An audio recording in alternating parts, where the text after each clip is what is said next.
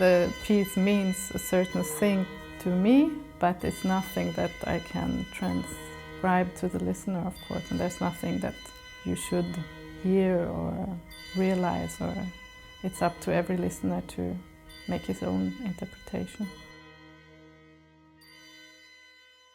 It was not the plan to write a piece that would be called Ofelia, but while I was writing, I was thinking often that motorized piano is like an Ofelia, actually. It is owned or has a relationship with owners, like Ophelia's father or lover, and it can never play alone, usually, the piano. But still, there is a huge soul to the instrument, or every instrument. And if you really think the instrument has a soul, then it's also kind of abusive or very loving, or it can be in so many things. But it's never possible that the instrument can express itself.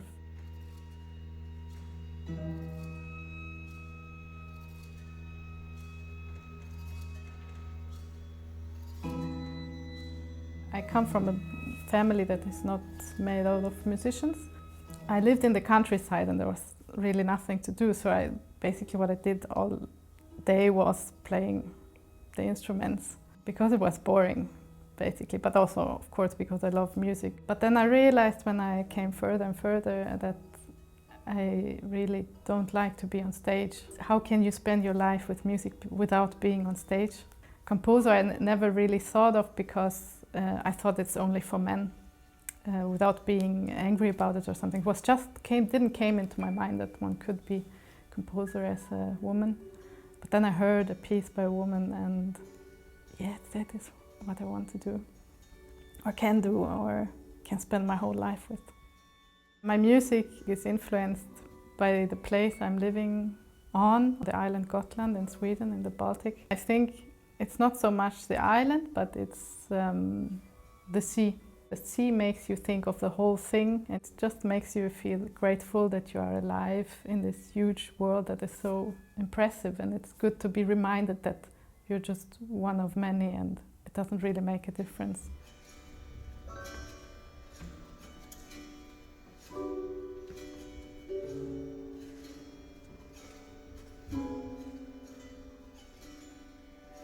You hear the motorized piano first from the outside somehow, like a listener normally, and then you enter the instrument during the piece, and then you leave the instrument again and hear from the outside as normal.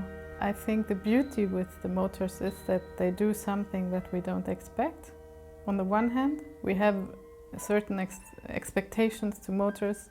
They can't do beautiful sounds, or they can't be fragile or something like that. But also there is nobody that I have to identify with. There's no subject behind that I have to recognize myself with, maybe, or that imposes certain feelings to the music. It's more a pure musical thing then, and it could be written by anybody and for anybody. It's not especially for a certain audience that has a musical background. I think it can speak to really a larger size of audience.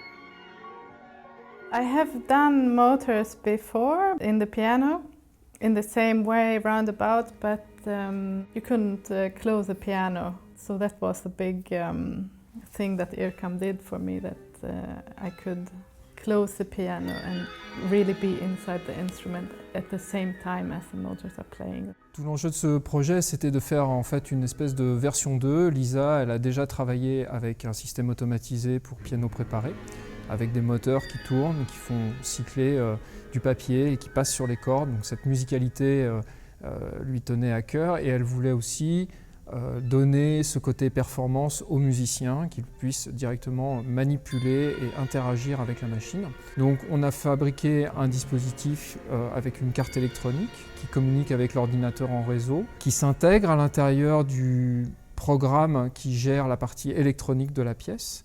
et qui permet du coup de transférer le contrôle de ces moteurs à l'instrumentiste qui est présent juste à côté et qui fonctionne lui en binôme instrumental avec le pianiste, avec une partie évidemment totalement écrite dans la partition qui comporte une partie spécifique pour la manipulation de ces moteurs. Lisa, elle savait exactement ce qu'elle voulait. Les papiers, ils frappent les cordes et ça sort de résonances qui sont jouées par le pianiste.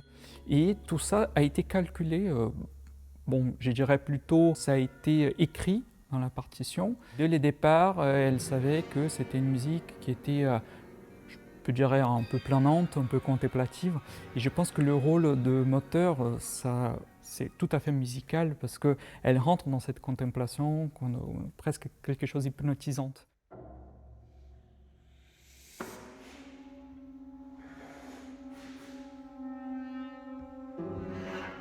I feel a strong connection to Helmut Lachenmann. On the one hand, of course, because there's an aspect that you use the instrument in a totally different way, but also more even, I think that he also derives from a starting point that is music. There's a kind of conversation with music, I feel, also in his music, and also certain playfulness and some kind of melancholy to the past.